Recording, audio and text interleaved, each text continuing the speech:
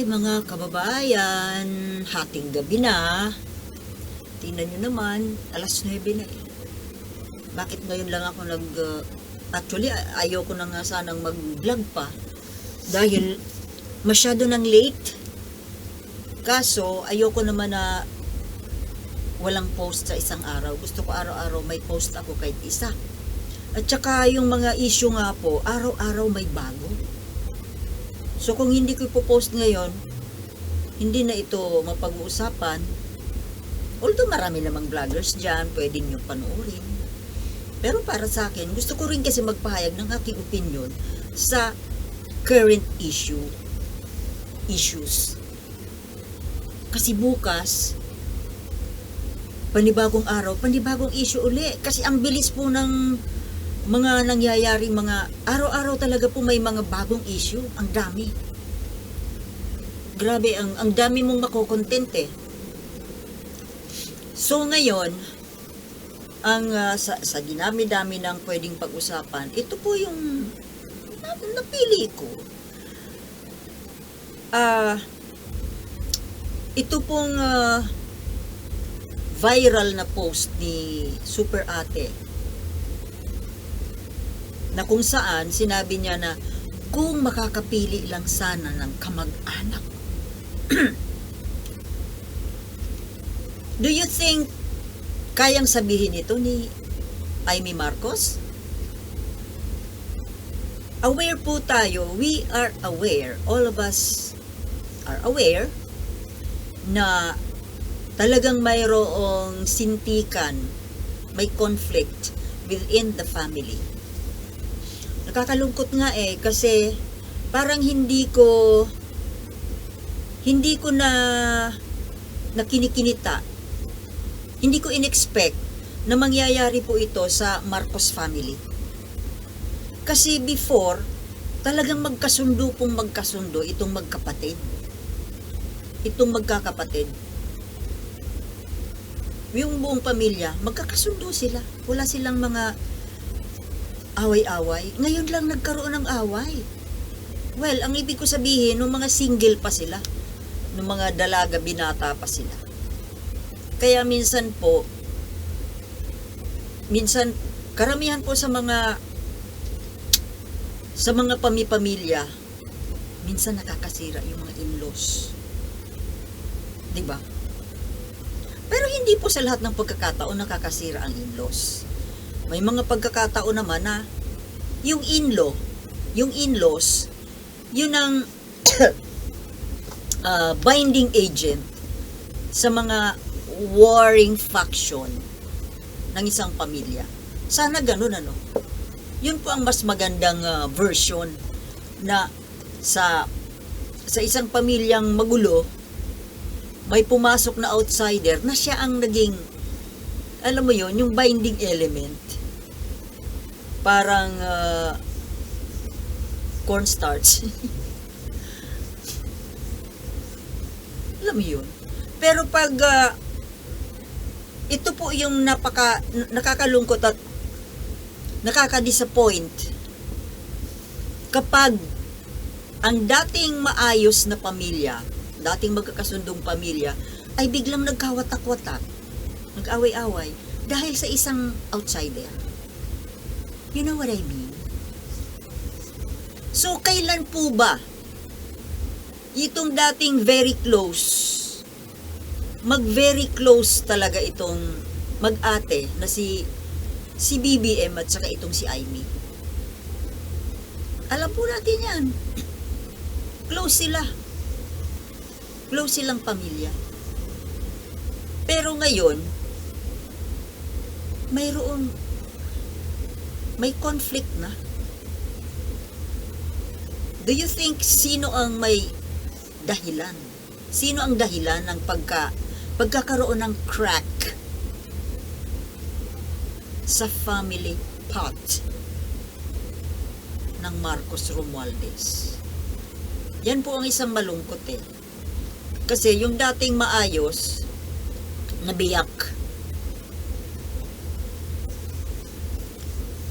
Hindi ko na kailangang i-detalye pa. Alam niyo kung ano ibig ko sabihin. Ngayon,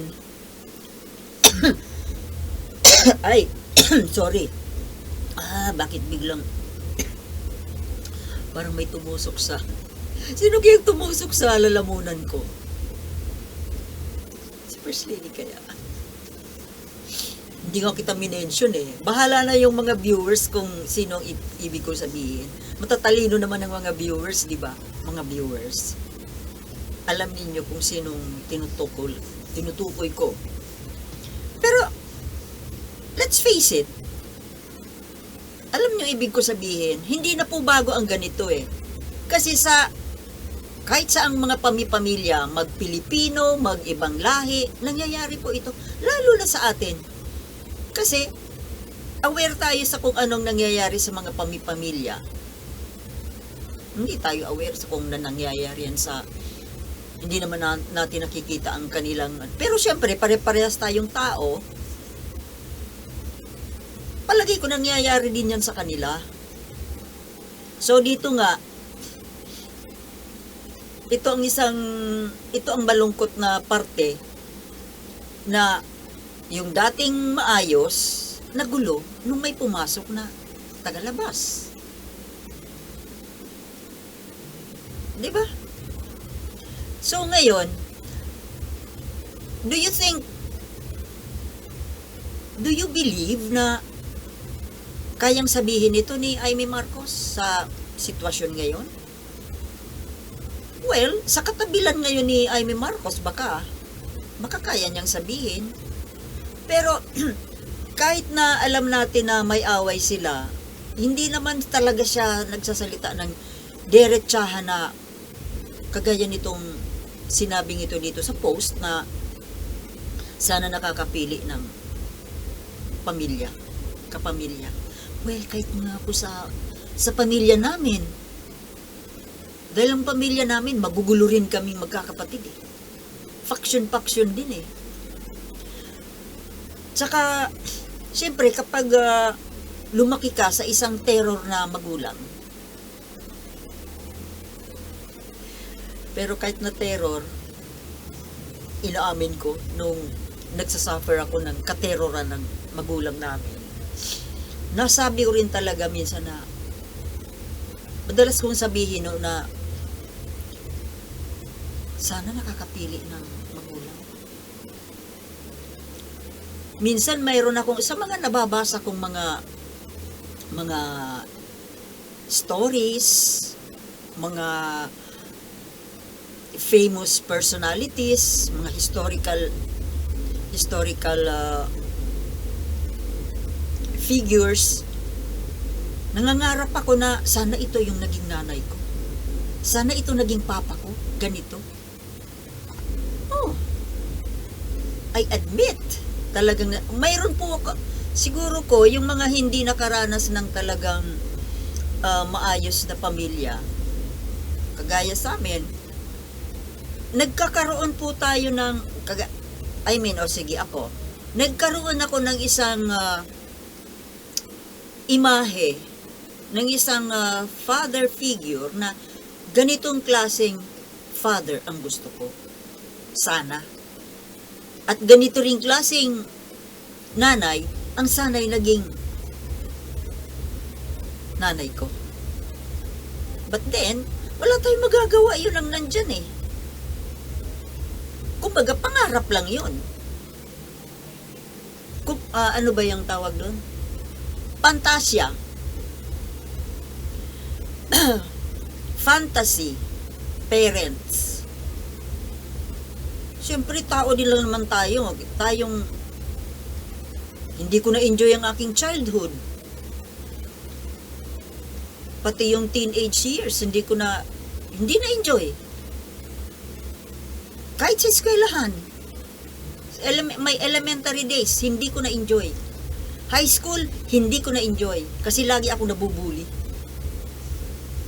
Kaya, even up to now, ni minsan, hindi ako nag-attend ng reunion. Elementary man or high school reunion. After graduation, talagang hiwa-hiwalay na. Hindi na ako, hindi kasi maganda yung memories. halos wala akong magandang memories. Kaya nga, siguro, dahil kaya tuloy wala akong mga barkada, wala akong kaibigan. Para kasing dala ako makipagkaibigan. Siguro ko ang magiging, kaya one thing kung bakit decide ako na mag-vlog, kasi baka ako dito sa pagbablog ko, makatagpo ako ng mga kaibigan. Kasi kahit sa high school, meron man akong naging kaibigan, pero hindi na kami nagkikita. Hindi kagaya ng sister ko na talagang best of friends sila. Talagang para silang kambal tuko hanggang ngayon. Talagang best friends pa rin sila. Wala akong ganun. Hindi ko I don't know. Meron naman akong isang close friend, isa lang. Naging close ko siya nitong mature na ako. Nakakilala ko sa Manila. Nag-invite sa akin sa isang church. Kaya nakapag-attend din ako ng mga church services ng born again. Ngayon, hindi na kami nagkikita ilang taon na kasi umuwi na siya sa hometown niya. Paminsan-minsan na lang kami nagkakausap sa text. Naawa nga ako, gusto ko nga padalhan ng cellphone kasi sabi ko, kung gusto mo ako makita, panoorin mo ako sa mga vlog ko. Hindi siya marunong at ang cellphone niya, yung yung Nokia, yung hindi naman Android. Para ka ako napapanood mo ako.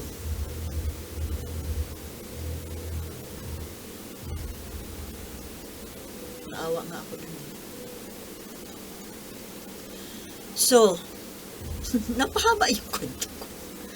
So, ito pong tungkol dito sa post ni Amy Marcos na according to her, pero parang hindi nga siya ang nag-post Baka ibang tao, baka hindi siya. Kasi usually, di ba si Amy Marcos matabil? Masalita naman siya very vocal siya. Siguro kung may gusto siyang sabihin, dinidiretsan niya dyan sa press pag in-interview siya. Pero ngayon, dinaan niya sa post.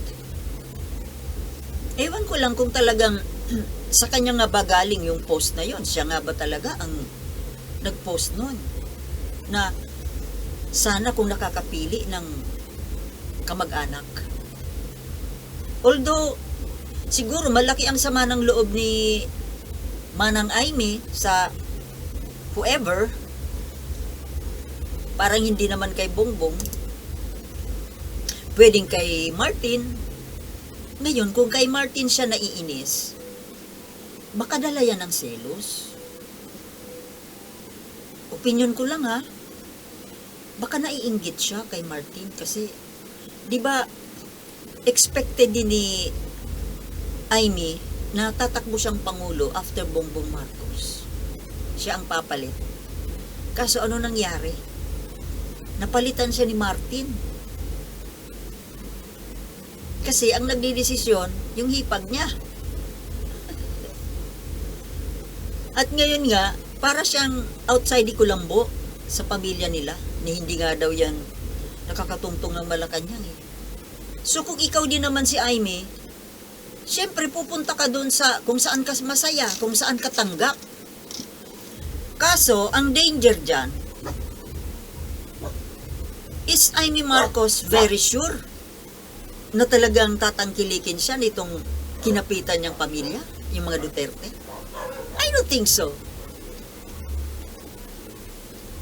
Ano yung mga yan makasarili Hindi ko, kahit paano ako, sa kamag-anak pa rin. Kami magkakapatid, madalas man kami mag-away-away. Nag-aaway-away kami sa loob ng pamilya, yung away sa loob. Pero kahit na magkaaway kami niyan, kapag ibang tao na, tagalabas na ang, say, kalaban ng kapatid ko or kapamilya, siyempre, kahit na magkaaway kami niyan, kakampihan ko pa rin yan. Kung nasa rason. Di ba? Siyempre, kakampihan mo pa rin kadugo mo. Ito, I don't think na ewan lang. Parang hindi ka ano yun, kaya parang hindi ka tiwa-tiwala itong mga Duterte. Opinion ko lang. Obserbasyon ko.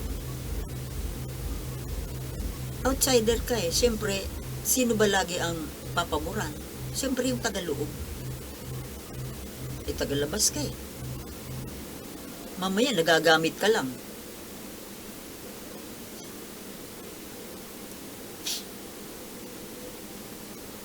Pero alam niyo, kung walang conflict sa loob ng pamilya Marcos, do you think kakapit si Amy sa ibang pamilya?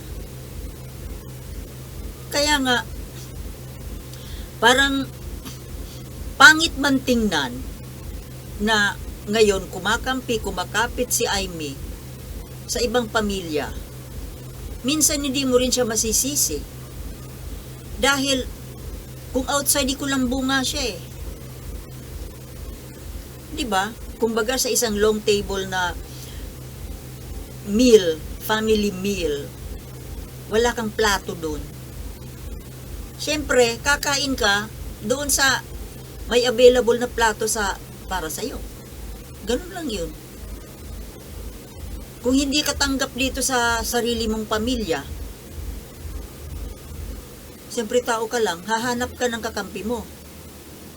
Pero kung ako, kahit na sabihin pa na kung politika pag-uusapan, kahit sabihin pa na ini-ignore ako ng sarili kong pamilya, hindi ako sasali dito sa kabila na taliwas naman ang prinsipyo sa piniprinsipyo mo. Not unless na ang prinsipyo ni Amy pareho ng prinsipyo ng mga Duterte. What do I mean? Yung pagiging pro-China.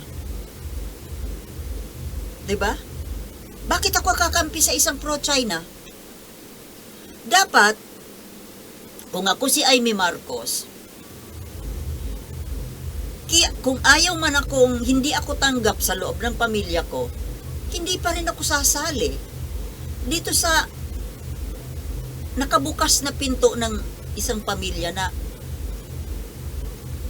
anti-Pilipino. 'Di ba? Anti-Pilipino? Kasi pag pro-China ka, anti-Pilipino ka. I better go by myself. I better stand alone. Kung hindi ako tanggap dito, ba't ako sasali dito kung taliwas naman sa prinsipyo ko? Di mag-isa na, lakad ako mag-isa. Ganun sana dapat. Mas hahangaan ko pa si Amy kung ganun ang ginagawa niya. Magsarili na lang siya. Maging independent. Ben, ano niya yan eh? Diskarte niya yan. Pero sa totoo lang, maraming mga Marcos loyalist ang nadidisappoint sa kanya. Isa na ako doon. Ito po ang hindi maganda sa ibang mga Marcos loyalist na porke may sama ng loob sa Marcos dahil hindi na pagbigyan sa kung ano man na hiniling, sasama sa Duterte. Ano yun? Kagaya ni Marlica at saka ni Elizabeth Oropesa. Dating rabid na pro-Marcos, meron lang hindi nakuha, pupunta na doon sa kalaban? Ano yun? Anong klaseng loyalty yun? Kung talagang loyal ka sa Marcos, Ang loyalty mo, di ba, nandoon sa Marcos Sr.? Ang sama ng loob mo nandito sa anak. Bakit ka pupunta doon sa kalaban ng Marcos? Yun hindi ko maintindihan eh. Ano, nagpapasikat? Gumagante? Pinapakita sa mga tao na nakakahiya tuloy. Akala nyo ba, anong iisipin ng, ako for me, ano ang tingin ko sa kanila? Walang firm na prinsipyo. Kung talagang pro-Marcos ka, pro-Marcos ka. Bakit biglang nandun ka sa kabila? Bakit? Doon ka umaasa? Doon ka ba umaasa ng yung hindi sa'yo na ibigay dito sa kampong pinanggalingan mo? Do you think makukuha mo yung hinanap mo dito sa pinanggalingan mo? Ewan Kung ako ang sinalihan nitong mga dating loyalista, ngayon ay isinumpa. Tapos nandito ka ngayon, kung ako hindi ako magtitiwala. Bakit? Dati kang loyalista doon. Mayroon ka lang hindi nakuha, nagtampo ka. Hindi rin ako magtitiwala sa iyo. Kasi kung nagawa mo doon sa dati mong amo, magagawa mo rin sa akin. Mayroon ka lang, hindi ka lang napagbigyan ng kung ano. Sumama na yung loob mo. Paano kung balang araw, yung hinihiling mo rin sa akin, hindi ko kayang ibigay? O di susumpain mo rin ako? Ang ibig ko pong sabihin, mga kababayan, kalimutan yung politika. Ang dapat na nakafocus ang utak natin sa kapakanan ng bansa. Tama hindi? Kay Marcos yan, kay Aquino yan, kung maayos ang palakad, kay Duterte yan, depende kasi doon sa taong sinusuportahan mo kung siya ba ay para sa bayan. Gets nyo? Ibig ko sabihin. Dapat ang mind natin sa kapakanan ng bayan. Ngayon, porke hindi ka napagbigyan ng Marcos, lumipat ka sa kabila. Bakit? Yung pinanggalingan mo bang grupo, yung Marcos, hindi ba para sa bayan yung ginagawa? Ito bang nilipatan mong bago? Makabayan ba ang ginagawa? Tingnan mo, i-compare mo nga Marcos at saka Duterte, yung mga nilipatan nitong dating mga loyalista, na ngayon bumabalingbing. Utak! Kapakanan ng bayan, dapat. Hindi. Bakit ka lumipat doon? Baka sakali kasi, makuha mo doon yung hindi mo nakuha sa kabila. Anong klase kang tao? Makasarili, di ba? Pangsarili. Pangsarili ang iniisip. Hindi yung bayan. Kasi kung ako sila kaya hindi ako nabigyan ng hinahangad kong posisyon or reward sa pagsusuporta ko, kung nakikita ko na ang ginagawa nitong kandidato ko ay talagang para sa bayan, okay na lang. Yan ay kung ang utak mo ay para sa bayan. Pero bakit sila nagtampo? Dahil hindi napagbigyan. Para sa bayan ba yon? O para sa sarili? Sagutin nyo, mga kababayan. Bahala na kayo sa sagot. Masyado na kasing mahaba. Ang pagbahaba kasi ang video ko, ang tagal mag-upload. Kaya puputulin ko na. Mayroon pa sana akong i-discuss kaso matatagalan naman ako sa pag-upload nito Okay. Thank you for watching and sorry for being late. See you next time. Peace.